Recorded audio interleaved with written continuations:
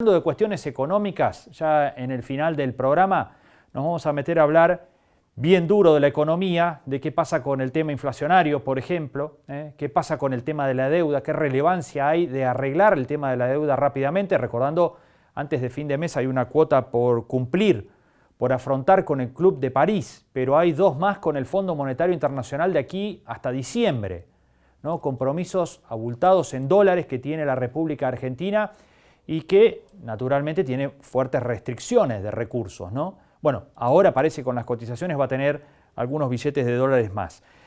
Matías Ragnerman es economista jefe de Ecolatina. Hablábamos con él vía Zoom, ¿sí? Grabábamos esto en la tarde de hoy, una conversación sobre todos estos temas, el plano económico y la actividad económica, cómo está reaccionando en el arranque de este año, recuperándose lentamente de la pandemia. Por supuesto, hacia adelante va a depender mucho de cómo evolucionen los casos y si aparecen nuevas restricciones. Lo escuchamos al economista. La primera pregunta, ya para la despedida del programa, es, bueno, ¿cómo observa en términos generales la actividad económica argentina al cerrar ya el primer cuatrimestre del año? Esto nos decía. Yo creo que el año arrancó con una actividad relativamente pujante, obviamente desde pisos muy bajos, pero ya recuperando el nivel pre-pandemia, ¿no? Eso respecto de lo que es la parte real de la economía, lo que es la demanda, sobre todo vinculada a la producción de bienes, no tanto la que está vinculada a la producción de servicios. Un segundo, voy a acercar esto. Yo creo que esa parte arrancó bien. Después, la inflación, ahí sí la dinámica fue un poco más compleja. Hoy se va a conocer el dato de abril, que va a estar alrededor del 4%, y la inflación va a haber acumulado 17% en el primer cuatrimestre, siendo el peor resultado desde 2016. Si se repitiera el primer cuatrimestre durante todo el año, la inflación estaría en la zona del 60%. Obviamente las proyecciones están un poco por abajo, están en la zona del 45%, con lo cual lo que plantean es que efectivamente la inflación va a bajar, pero desde niveles muy altos. Entonces, una actividad que arrancó bien, una inflación que arrancó más o menos, y una cuarentena que llegó, una coronavirus en realidad que se aceleró bastante rápido. Y en ese marco me parece que los meses que vienen, por ahí el rebote de la actividad se moderaría, pero bueno, también empezaría a ceder la inflación. Claro. En términos generales, motores de la Argentina, ¿qué estás viendo? ¿Qué empuja hoy en la Argentina? Lo que es la recuperación industrial. En 2018, 2019 y también en 2017, cuando la economía más o menos funcionaba, más allá de que ese equilibrio se acumulaba, la industria manufacturera había sido uno de los sectores perdedores. En cambio, en esta recuperación la está liderando. Todo lo que es la producción de bienes está mejorando. Algo parecido sucede con la construcción, ayudada también por el blanqueo, con mucho de lo que es la obra pública. Eso también está mejorando. Y después lo que es el comercio, las ventas minoristas y las ventas mayoristas también están recuperando. En sentido contrario, todo lo que es la producción de servicios viene mucho más difícil.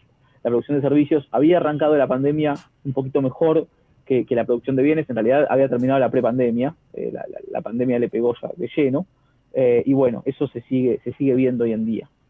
Bien, el agro empuja mucho hoy. El agro está empujando. Lo que pasa es que el agro empuja más por el lado de los dólares que por el lado de la actividad. La producción agropecuaria está mejorando, pero no está creciendo tanto. Entonces, cuando uno lo mira en términos reales, cuando uno mira o saca esos $600 que está la tonelada de soja, la mejora del sector agropecuario se modera muchísimo. Entonces, está facturando mucho más, sí, pero por el lado de los precios, no tanto por el lado de las cantidades. Y eso tiene que ver con que la cosecha no fue tan buena que una parte de sequía. Claro. Mencionabas lo de la inflación, es uno de los temas preocupantes hoy de la economía, un tema preocupante central, además imagino por el impacto que tiene en el plano social, ¿no? Esto. Sí, la idea del gobierno era que 2021 fuese el primer año desde el 2017 en el cual se iba a recuperar el salario real. Bueno, eso ya parece más difícil. Yo creo que hoy el empate, la gran mayoría de los gremios lo firman. Cuando hablamos de la actividad, diferenciamos bien entre bienes y servicios.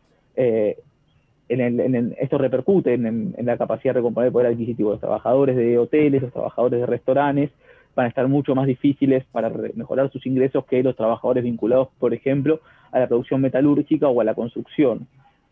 Con lo cual, sí, la inflación está generando distintos problemas a nivel económico, pero también en el plano social, pensando incluso que las jubilaciones y las pensiones, la asignación universal por hijo, están subiendo por debajo de la inflación.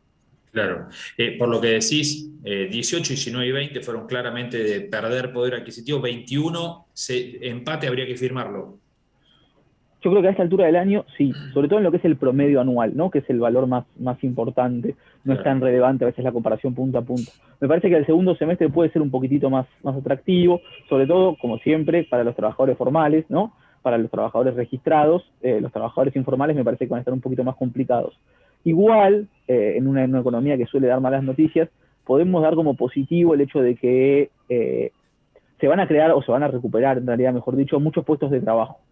Entonces, en ese marco, esa recuperación de puestos de trabajo va a ayudar al consumo, que va a crecer, no tanto por los trabajadores que están adentro del mercado de trabajo, no tanto por aquellos que conservaron su empleo durante el año pasado, sino más bien ayudados por, los que vuelvan a reincorporarse al mercado de trabajo, aquellos que habían sido despedidos o perdido su empleo el año pasado y que este año, recuperación económica mediante, un poco menos de cuarentena, un poco menos de pandemia, pudieron volver.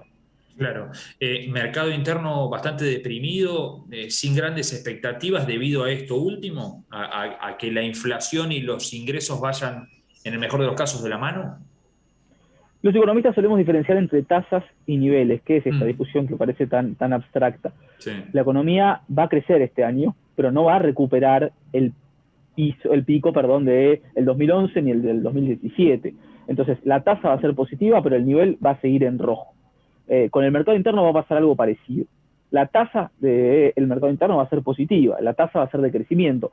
Un negocio va a ver que vendió más que el año pasado. Ahora, cuando lo compare con la prepandemia, cuando lo compare con 2019, que ya estaba de vuelta por debajo del 2017, ahí sí va a estar en rojo. Entonces, vamos a estar mejor que en 2020, sí, vamos a estar peor que en 2019 también. bien. Contame cómo afecta la cuestión o qué tan importante va a resultar este año el arreglo de la deuda, que casualmente el presidente está de gira por Europa, bueno, con los principales líderes europeos, tratando de sumar apoyos. ¿Qué tan relevante es arreglar con el Club de París y con el Fondo Monetario en este contexto de economía nacional que describís? Arreglar con el Club de París sin arreglar con el fondo es muy complejo. Es muy raro. El Club de París y el fondo, si bien no tienen cláusulas entre sí, son, por decirlo de alguna manera, el mismo holding, no son el mismo grupo empresario o el mismo grupo de acreedores internacionales, que son los países a grandes rasgos desarrollados. Alemania, Francia, sobre todo Estados Unidos, también está Japón con un peso importante en el FMI. La verdad es que la gira, sobre todo los resultados de la gira, en realidad pueden ser muy importantes. La Argentina hoy tiene que pagar este año alrededor de 10.000 millones de dólares a organismos multilaterales de crédito, y si bien las reservas más o menos llegarían entre la soja, lo que es el giro de DEX, que va a ser el FMI, el giro de su propia moneda, una suerte de, si lo pensamos como un holding, un giro de utilidades que va a ser el FMI para ayudar a los países complicados por la pandemia.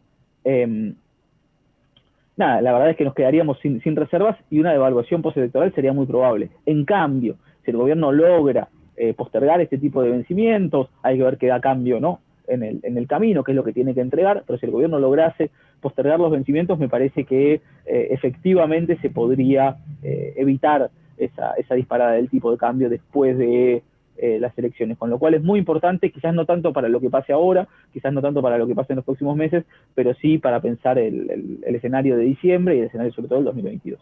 Bueno, pensar en un escenario devaluatorio con este contexto inflacionario sería bastante peligroso, ¿no?